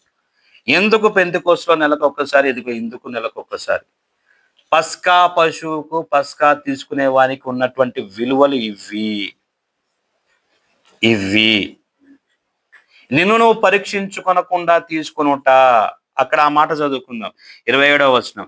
కాబట్టి ఎవడు అయోగ్యంగా ప్రభు యొక్క రొట్టెను తినునో లేక ఆయన పాత్రలను త్రాగునో వాడు ప్రభు యొక్క మరణంను గూర్చి రక్తంను గూర్చి రక్తంను గూర్చి ఎవడు అపరాధి అవుతున్నాడు? ఎవడు? మొదటిది ఫస్ట్ది, రెండోది జ్ఞాపకము, రెండోది, మూడోది స్వపరీక్ష చేసుకొనక బలలో చేయి వేసేవాడు. ఇంక రొట్టె ముక్క ద్రాక్షరసం కావాలంటే నువ్వు ఇంట్లో కూడా చూసుకొని తిను, నేను ఎవడేమండు. మనం దీన్ని తీసుకునేటువంటి క్రమం పీటర్ పాస్టర్ గారు అంటే ఏదో ఇంతే. పెంతెకోస్తు క్రమం అంటే ఇది. ఇంకా మంది నియో పెంటెకోస్టల్, ఈ కాలం పెంటెకోస్టల్ కింద నేను చెప్పాను. అసలు ఒరిజినల్ పెంతెకోస్తు లాగా అయితే మీరు అందరు సచ్చి కూర్చున్నట్టు, బంగారాలు గింగారాలు ఏమి లేకుండా, ఏం పెట్టుకోకుండా. నేను వాటి జోలికి పోవట్లే. ఎవడు వ్యక్తిగతంగా వాక్యము చేత పరిశుద్ధాత్మ దేవుడు ఎన్కౌంటర్ చేస్తాడో వాళ్ళకు ఆ గ్రహింపు వచ్చినప్పుడు వాళ్ళే తీసేస్తారు. నేను ఇందాక కొన్ని పాయింట్స్ దాటేసుకుంటూ వచ్చాను. పులిపిండి లేకుండా చూసుకొనుడి. పులి అనే పిండితోనే మీరు ఆ పస్కాను భుజించాలి. ఏంటిదా పులి అనే పిండి? పులిసిన పిండి నీ గత జీవితం అన్నటువంటి పులిసిన పిండి. గత జీవిత పాపము గత జీవితం నుంచి క్యారీ ఫార్వర్డ్ అవుతూ వచ్చింది. ఇస్కరియోతు యూదా యేసు ప్రభు దగ్గరికి వచ్చి, యేసు ప్రభు ఏం చేసిండు? ఆ శిష్యులందరూ కూడా ఆడ కూర్చున్నారా లేదా? శిష్యులందరూ ఆడ కూర్చున్నప్పుడు అప్పుడు జరిగిందా? రండి, మీరు ఎందుకు నా మాట వింటారు? మత్తయి సువార్త 26వ అధ్యాయంలోకి రండి. 26వ అధ్యాయంలో నుంచి 25వ వచనం, 20వ వచనం నుంచి 25 వరకు చదువుకుందాం. సాయంకాలం అయినప్పుడు ఆయన 12 మంది శిష్యులతో కూడా భోజనమునకు కూర్చుండెను. వారు భోజనము చేయుచుండగా ఆయన, మీలో ఒకడు నన్ను అప్పగించునని మీతో నిశ్చయంగా చెప్పుచున్నానని అందుకు వారు బహు దుఃఖపడి ప్రతి వాడును ప్రభువా నేనా అని ఆయనను అడగగా ఆయన, నాతో కూడా పాత్రలో చేయి ముంచిన వాడెవడో వాడే నన్ను అప్పగించువాడు. మనుష్య కుమారుని గురించి వ్రాయబడిన ప్రకారము ఆయన పోవుచున్నాడు గాని ఎవరి చేత మనుష్య కుమారుడు అప్పగింపబడబోచున్నాడో ఆ మనుషునికి శ్రమ. ఆ మనుషుడు పుట్టి ఉండని ఎడల వానికి మేలని చెప్పాను. అయినను అప్పగించిన యూదా బోధకుడా నేనా అని అడుగగా ఆయన, నీవన్నట్టే అనెను. అయోగ్యంగా ఇప్పుడు బలలో ఎవరు చేవేస్తున్నారు? ఎవరు చేయి వేస్తున్నారు? ఇస్కరియోతు యూదా. యేసు ప్రభు కాలంలో ఇస్కరియోతు యూదా బలలో చేయి వేసాడా లేదా? వివేచింపక, గ్రహింపక చేయి వేస్తే, స్వపరీక్ష చేసుకునకుండా. ఇప్పుడు కొరింథీయులకు రాసిన మొదటి పత్రికలోకి రండి, మళ్ళా 28, 29 కలిపి చదువుకుందాం. కాబట్టి ప్రతి మనుషుడు తన్ను తాను పరీక్షించుకునవలను, అలాగున చేసి ఆ రొట్టెను తిని ఆ పాత్రను త్రాగవలను. 29వ వచనం, ప్రభు శరీరం అని వివేచింపక తిని త్రాగువాడు తనకు తానే శిక్షావిధి కలుగుటకే తిని త్రాగుచున్నాడు. ఇందువలననే మీలో అనేకులు బలహీనులను, రోగులై ఉన్నారు, చాలా మంది నిద్రించుచున్నారు. అయితే మనలను మనము విమర్శించుకునే తీర్పు పొందకపోదుము. రైట్. మొదటిది జ్ఞాపకము చేసుకుంటా. 2, 3, 4 వివేచింపక, గ్రహింపక. ఆయన శరీరము రక్తమునకు సూచనగా ఉన్నటువంటి ఆ రొట్టె ముక్కను, ద్రాక్షారసమును, దానికి ఇవ్వాల్సిన విలువను నేను గ్రహింపక దాంట్లో నేను చేయి వేసేసి అదేదో అని నేను తీసేసుకుంటే, అపోస్తుల కార్యంలో ఉన్నటువంటిది ఏంటిదంటే, సంఘములో అనేక మంది సంఘంలో చేర్చబడుతున్న క్రమంలో ఆయన మరణంను జ్ఞాపకం చేసుకుంటకును, కొత్తవారు వస్తున్నా కొద్దీ, సంఘంలోకి కొత్తవారు చేరుతున్నా కొద్దీ, అందరూ వస్తున్నప్పుడు ఆయనను ప్రకటించేటువంటి క్రమంలో, జాగ్రత్తగా వినాలి మీరు, సంఘ చరిత్ర చదవండి, చర్చ్ హిస్టరీ మీరు చదవండి, చర్చ్ హిస్టరీ చదవండి. చర్చ్ హిస్టరీలో ఉన్నటువంటిది రొట్టె విరుచుట అన్నటువంటి భావం వేరు, బల్లారాధన అన్నటువంటి భావం వేరు. 2 డిఫరెంట్ కోణాల్లో ఉన్నాయి. 2 ఒకటి కాదు. 2 ఒకటి కాదు. ఐ రిపీట్ వన్స్ అగైన్, 2 ఒకటి కాదు. దీని భావం వేరు, దాని భావం వేరు. సంఘంలో కొత్త వారు చేర్చబడుతున్నటువంటి క్రమంలో, సంఘంలో యేసుక్రీస్తుని అంగీకరించిన వారు చేరుతున్న క్రమంలో ఇవ్వబడ్డటువంటి క్రమం వేరుంది. తర్వాత చర్చ్ క్రమంలో, ఆ తర్వాత అపోస్తులు అనుసరించినటువంటి విధానం వేరు. ఎవ్రీ వీక్ 10,000+ గ్యాదరింగ్ జెరూసలేంలో గ్యాదర్ అయ్యేవాళ్ళు. జూస్ కాకుండా, యూదులు కాకుండా, యూదేతరులు కొన్ని వేల మంది సంఘంలో వచ్చి చేరుతున్నటువంటి క్రమంలో వాళ్ళకి తినటానికి తిండి లేని వారికి వారు వారిని ఒక దగ్గర చేర్చి రొట్టె విరిచి, దేవుడు మాకు ఇచ్చినటువంటి రొట్టె ఆ లెక్క వేరు, ప్రభు బల్లకు సంబంధించిన రొట్టె వేరు. ఈ 2ను జాగ్రత్తగా, నిశ్చితంగా గమనించి మనం అర్థం చేసుకో. అయినా వారం తీసుకోవడంలో తప్పు లేదు, రోజు తీసుకున్నా తప్పు లేదు. గంటకు తీసుకుని నేను ఎవడాపుతాడు? ఆపడు. గంటకు తీసుకో, దానికి ఇవ్వాల్సిన విలువనిచ్చి తీసుకో. అర్థమవుతుందా నేను చెప్పేది? దానికి ఇవ్వాల్సిన విలువనిచ్చి తీసుకో. నేను ఒక చిన్న మాట చెప్తా. ఈ మధ్యకాలంలో ఒక పర్సన్ ఫ్రెండ్, ఆయన పేరు ముస్లిం, తౌఫిక్ ఆయన పేరు, కలిశాను. తౌఫిక్ భాయ్ చాలా మంచోడు, 0 నుంచి ఎదిగినటువంటి వ్యక్తి, యథార్థపరుడు, నమ్మకస్తుడు. ఆయన ఉన్నటువంటి మతంలో ఆయన నమ్మకస్తుడు. నేను పాయింట్అవుట్ చేయట్లా, వినాలి. ఆయన ఉన్నటువంటి స్థలంలో ముస్లిమ్స్కి ప్రేయర్కి కష్టం అవుతుంది అనేసి నమాజ్కి ఒక ప్లేస్ సపరేట్ చేసేసి నమాజ్ చేసుకోవడానికి ఒక రూమ్ని కేటాయించేసిండు. ఒక రూమ్ని కేటాయించిండు. Anyone can come here and they can do namaz అనేసి క్లియర్గా వాళ్ళకి కావాల్సిన ఏర్పాట్లన్నీ కూడా చేస్తాడు. నమ్మకస్తుడు. ఆయనతో నేను మాట్లాడుతూ మా బబ్బిని తీసుకొని పోయి ఆయన దగ్గర కూర్చోబెట్టి వదిలేసిన. ఒంటి మీద సరిగా బట్టలు లేని స్థితిని ఆయన జ్ఞాపకం చేసుకుంటూ, నేను నా పిల్లలకు నేర్పించేటువంటి క్రమాలు ఎట్లుంటే నేను మీ దృష్టికి నేను తీసుకొని వస్తాను. తల్లిదండ్రులుగా కొన్ని మనం చెప్పలేం, మనకు పరిచయం ఉన్న వాళ్ళు చెప్పినా వాళ్ళు మా డాడీ ఫ్రెండ్స్ అంతా ఇంటికి వచ్చిపోయేటోళ్ళు చెప్తుండ్రు. ఆయన దగ్గర తీసుకుని పోయి కూర్చోబెట్టి, బబ్బీ ఈయన ఒకప్పుడు ఒంటి మీద బట్టలు లేనటువంటి స్థితిలో నుంచి వాళ్ళ నాన్న ఎంతో కష్టంగా ఈయనను చదివిపిస్తే ఈ రోజున అరౌండ్ 150 కోట్లు సంపాదించిండ్రు. ఈయన నువ్వే ఏ క్వశ్చన్ అడుగుతావు అడుగు అనేసి ఆయన దగ్గర వదిలేస్తాం. ఆయనకి కార్ యాక్సెసరీస్ కి సంబంధించినటువంటి ఒక మంచి షాప్. ఆయన కూర్చోబెట్టి చెప్తే ఒక మాట అన్నాడు, బాబు 10th దాటిన తర్వాత ఏ పిల్లలు కూడా తల్లిదండ్రుల మీద ఆధారపడకుండా వాడు సంపాదించుకోవాలి. ఇంటర్మీడియట్ అంటే నువ్వు మెల్లిగా లోకాన్ని తెలుసుకునేటువంటి వయసు. నీది నువ్వు సంపాదించుకోవడం ప్రారంభించు. నీ రూపాయి అట్లీస్ట్ నెలకు నీది నువ్వు ఒక 500 సంపాదించుకోవటానికన్నా కానీ ప్రయత్నించు. ఆయన కొన్ని విషయాలు చెప్తూ ఒక పాయింట్ వచ్చిన తర్వాత చెప్పాడు, నువ్వెంతన్నా కానీ సంపాదించు, నీ తల్లిదండ్రుల కంట నీరు రాకుండా చూసుకున్న రోజునే నువ్వు మనిషివిరా అని చెప్పాడు. నేను చూసుకున్నానా లేదా ఆయన ఆ మాట అంటుంటే నాది నేను ప్రశ్నించుకున్నట్టు నేను పక్కకి తిరిగి నేను వాళ్ళిద్దరు మాట్లాడుకుంటూ వదిలేసిన. నేను కొంతమంది ఫ్రెండ్స్ దగ్గరికి, కొంతమంది బిజినెస్ మ్యాన్స్ దగ్గరికి నా పిల్లల్ని తీసుకుని వదిలేసి వాళ్ళని ఇంటర్వ్యూ చేయరాని వదిలేస్తాను. వీళ్ళు వాళ్ళతో మాట్లాడినప్పుడు వీళ్ళు అడిగే ప్రశ్నలు, వాళ్ళు ఇచ్చేటువంటి ఆన్సర్లతో కొన్ని విషయాలు వాళ్ళు నేర్చుకుంటారు.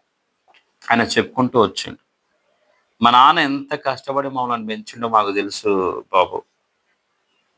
నేను సంపాదించిన తర్వాత మా నాన్నకు నేను మంచిగా నా కళ్ళల్లో నీళ్లు రాకుండా నేను చూడాలనుకున్న క్రమంలో కరోనా ఫస్ట్ ఫేజ్లో మా నాన్నకి కరోనా వచ్చి ఈ గాంధీ హాస్పిటల్లో చనిపోతే కళ్ళతో చూడకుండా వాళ్ళది తీసుకొని పోయి సమాధి చేసినటువంటి రోజులు ఇప్పటికీ తలుచుకుంటే నాకు ఎంత ఏడుపు వస్తుందో తెలుసు. అమ్మ నాన్నని చూసుకోవాలి కదా అనేసి ఈ కాలం పిల్లలు, మా మనోజ్ గాడు, లేదు అని అంటే ఆశు గాడు, ఈ మనుగాడు, ఈ కృపగాడు, మమ్మీ మీకు చూసుకోవాలి కదా, నెలకు 5,000 మీ సావు మీరు చావరు, మీ 10,000 మీరు చూసుకోరు అని ఈ రకంగా ప్రవర్తించే కొడుకులు వర్సెస్ ఆయన చెప్పినటువంటి ఆ భాష, ఆ భావము ఎంత డిఫరెన్స్ ఉంటుంది మీరు చూడండి. ఏది కరెక్ట్ అంటారు? ఆయన డబ్బులు ఇవ్వాల్సిన పని లేదు, అమ్మ నాన్న దగ్గర కూర్చొని ఆయన ఒకటే అంటాడు, నేను ఇంట్లో నుంచి బయటికి వచ్చినప్పుడు ఇప్పుడు మా నాన్న లేడు, మా అమ్మ ఉంది, మా అమ్మ బ్లెస్సింగ్స్ తీసుకోకుండా నేను బయటికి రాను Peter by. Such a good person. Business వేరు, బిజినెస్ గురించి నేను మాట్లాడట్లేదు. నేను చెప్పే పాయింట్ ఏంటిది అని అంటే, తల్లిదండ్రులను చూసుకోండి అని అంటే 10,000 ఇచ్చేసి 15,000 ఇచ్చేసి మీ సావు మీరు చావండి అనేసి వదిలేయడం, ఒక పావుగంట మాట్లాడి వదిలేయడము కాదు. వాళ్ళకి మనం ఇచ్చేటువంటి అటెన్షన్ ఏ రకంగా ఉంటుంది, వాళ్ళకి మనం ఇచ్చేటువంటి ప్రయారిటీ ఎలా ఉంటుంది. ఈ లోకంలో ఉన్నటువంటి తల్లిదండ్రుల విషయంలోనే మనం ఇలా ఆలోచన చేస్తే మరి పర సంబంధమైనటువంటి పశువు అయినటువంటి యేసుక్రీస్తు ప్రభువుల వారి యొక్క ఆ బలారాధనను జ్ఞాపకం చేసుకుంటూ మనం ఇంకెంత విలువ ఇవ్వాలి ఆలోచన చేయండి. రోజు తీసుకుంటావా తీసుకో, రోజు తీసుకుని నేను ఎవడా అప్పుడు. వారం తీసుకుంటావా తీసుకో, వారానికి 5 రోజులు తీసుకొని శనివారం ఆదివారం వీక్ ఆఫ్ అనేసి వదిలేస్తే వదిలేసి, నెలకొక్కసారి తీసుకుంటావా తీసుకో. ఈ టీపీఎం వాళ్ళలాగా సంవత్సరానికి ఒకటేసారి తీసుకుంటావా యాజ్ యూ విష్ తీసుకో, వి డోంట్ స్టాప్ యూ.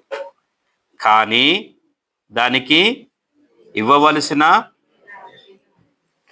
ఇవ్వాలా వద్దా? ఒకటి ఫస్ట్ది ఏంటిది? జ్ఞాపకం, పర్సనల్. రెండోది ఇదేంటిది? పర్సనలా? కాదు. మూడోది స్వపరీక్ష. నాలుగోది వివేచన. ఎంత అర్థాన్ని పౌలు గారు వివరించి రాశారో చూడండి. దాంట్లో ఇస్కరియోతు యూదా ముక్క పుచ్చుకోగానే యోహాను సువార్తలో రాయబడుతుంది, సాతాను వానిలో ప్రవేశించును, తర్వాత వాడు ఉరి పెట్టుకొని చచ్చాడు.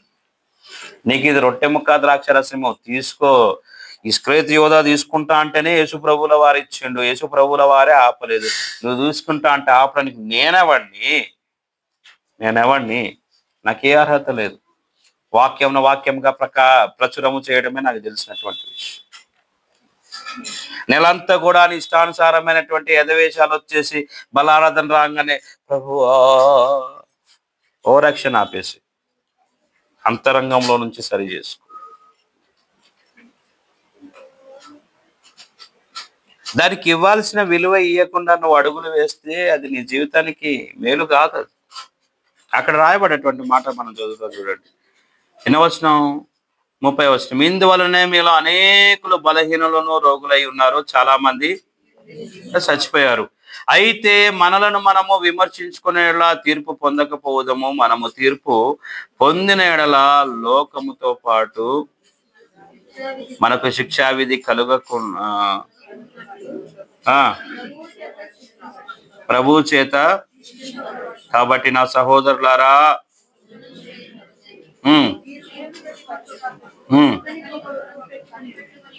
మీరు కూడి వచ్చుట శిక్షా విధికి కారణము కాకుండానట్లు. మళ్ళా ఇక్కడ ఈ మాట ఎందుకు చెప్పిండు? వెంటనే భోజనం చేయాలని ఎందుకు చెప్పిండు? బల్లారాధన యొక్క సీక్వెన్స్ వేరు, అందరూ కలిసి చేసేటువంటి భోజనం యొక్క సీక్వెన్స్ వేరు. ఇది అర్థం కావాలి. ప్రేయర్కి వచ్చినటువంటి క్రమంలో చాలా మంది ప్రేయర్కి వచ్చేటువంటి వాళ్ళు ఆహారం లేకుండా వస్తే వీళ్ళు ఒక దగ్గర చేరి వాళ్ళు తెచ్చుకున్నటువంటి రొట్టెను విరిచి పక్కోడికి ప్రేమతో ఇచ్చేవాళ్ళు. కొంతమంది ఎలా చేసేవాళ్ళంటే వండుకోగలిగి తినగలిగి తినకుండా ఈ రకంగా నాకు ఫ్రీగా ఇల్లు గడుస్తుంది వచ్చే బ్యాచ్ కూడా ఉన్నారంట. వాళ్ళను బట్టి ఈయన ఈ పాయింట్ ఈయన ఇక్కడ మాట్లాడుతున్నాడు. ఒరే, నువ్వు తినగలవు కదా, నీకు ఉంది కదా, నువ్వు అలా కాకుండా ఇప్పుడు లేనివాడికి ఇస్తుంటే నువ్వు తింటే దాని అర్థం ఏంటిది? సంఘ చరిత్రను, అపోస్తల కార్యము జాగ్రత్తగా అర్థం చేసుకో. దాని విలువ తెలియకుండా ఇష్టానుసారంగా చేయకూడదు. విలువ తెలియకుండా, అర్థం కాకుండా నువ్వు ప్రచారం చేయొద్దు. వాక్యంను వాక్యంగా గ్రహించు. మళ్ళా చెప్తున్నాను, రోజు తీసుకో, నష్టం లేదు. వారానికి ఒకసారి తీసుకో, నష్టం లేదు. నెలకు ఒకసారి తీసుకో, నష్టం లేదు. సంవత్సరానికి ఒకసారి కొంచెం ఆలోచన చేస్తాను. ఎందుకంటే చాలా లాంగ్ టైం. ప్రతిసారి కూడా ఆయన జ్ఞాపకం చేసుకునేటువంటి క్రమం చాలా ప్రాముఖ్యమైనటువంటి విషయం. కానీ ఓవరాల్ కాన్సెప్ట్లో ఇవ్వాల్సిన విలువని ఇస్తున్నావా లేదా? విలువని ఇవ్వకుండా బల్లలో చేయి వేయుట అన్నది సరైనటువంటి క్రమం కాదు. బల్ల ఇస్తూ పరీక్షించుకోమని చెప్పినటువంటి వాళ్ళను దిద్దుబాటు చేసుకోవటానికి, వాళ్ళను ఉపక్రమింపచేసేటువంటి పరిచర్య పెంతుకోస్తు పరిచర్య. పెంతుకోస్తు సంఘంలో ఉన్నటువంటి వాటిలలో ఒక శ్రేష్టమైనటువంటి లక్షణాలలో, శ్రేష్టమైనటువంటి వాటిలో ఇదొకటి. కొన్ని అర్థం పర్థం లేనివి ఉన్నాయి, నేను వాటిని ఖచ్చితంగా విభేదిస్తాను, దాంట్లో ఎట్లాంటి అనుమానం లేదు. బల్ల ఇచ్చేటువంటి క్రమంలో పెంతుకోస్తు సంఘాలు మిగిలిన అన్ని సంఘాల కంటే జాగ్రత్తగా భయముతోని బల్లకు వాళ్ళు ప్రాధాన్యత ఇస్తారు. రొట్టె ముక్క, ద్రాక్షరసము, సాక్రిమెంట్ అనేసి ఏదో ఇచ్చేసి చేతులు దులుపుకునే బ్యాచ్ కాదు. మీరు గమనించండి, నేను బల్ల ఇచ్చేటప్పుడు కూడా చాలా జాగ్రత్తగా ఇస్తాను. మీకు బల్ల ఇచ్చేటప్పుడు పాస్టరమ్మ ఇక్కడ పాట పాడేటువంటి క్రమము మీరు దాన్ని జ్ఞాపకము చేసుకుంటారు అని, ఒక ఎమోషన్లోకి మిమ్మల్ని నడిపించాలని కాదు. బల్లకి ఇవ్వాల్సినటువంటి విలువ నువ్వు ఇవ్వని క్షణాన బల్ల తీసుకునేటువంటి నీకు అది ఏమాత్రం దీవెనకరం కాకపోగా అది నీకు కీడుకే మారుతుంది. నీ జీవితాన్ని ఒకసారి స్వపరీక్ష చేసుకో. ఎక్కడ తప్పిపోయావు? ఏ విషయంలో తొలగిపోతున్నావు? ఏ విషయంలో నీవు వెనక ముందు దారి తప్పి ఇష్టానుసారంగా తిరుగుతున్నావు? ఇప్పుడు నేను చెప్పినటువంటి వాటిలో ఏదైనా వాక్యానికి విరుద్ధంగా ఉందా? వాక్యం దాటి చెప్పానా? నేను నా వ్యక్తిత్వానికి విరుద్ధముగా 50 రెఫరెన్సులు చెప్పుకుంటాను ఈరోజు. గట్టిగా నేను ఏ రోజైనా కానీ రెఫరెన్సులు చెప్తే ఒక 4-5 కంటే ఎక్కువ చెప్పాను. నేను 4-5 రెఫరెన్సులకి 2-3 వారాల ప్రసంగం అవుతుంది.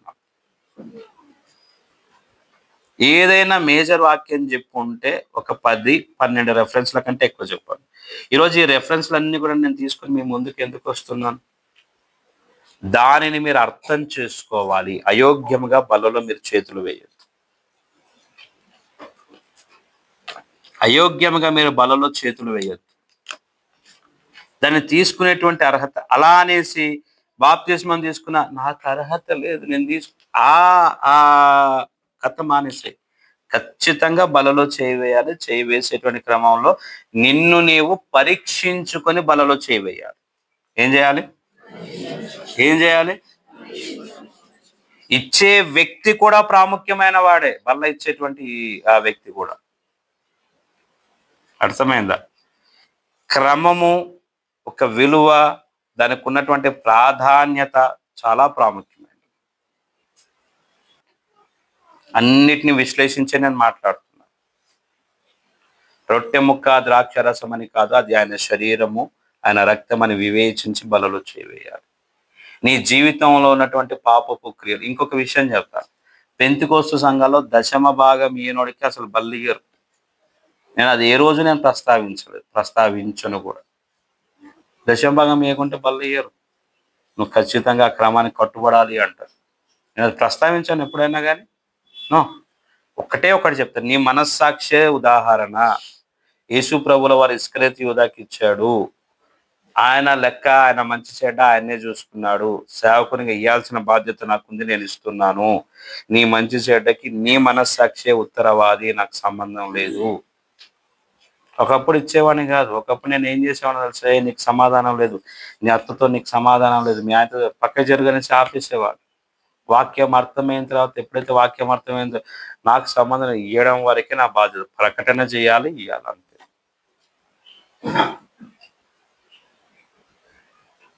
ప్రభువుల వారి వాక్యమును దీవించును గాక. ఒకసారి మిమ్మల్ని మీరు ప్రశ్నించుకోండి, కళ్ళు మూసుకోండి, ప్రార్థన చేద్దాం.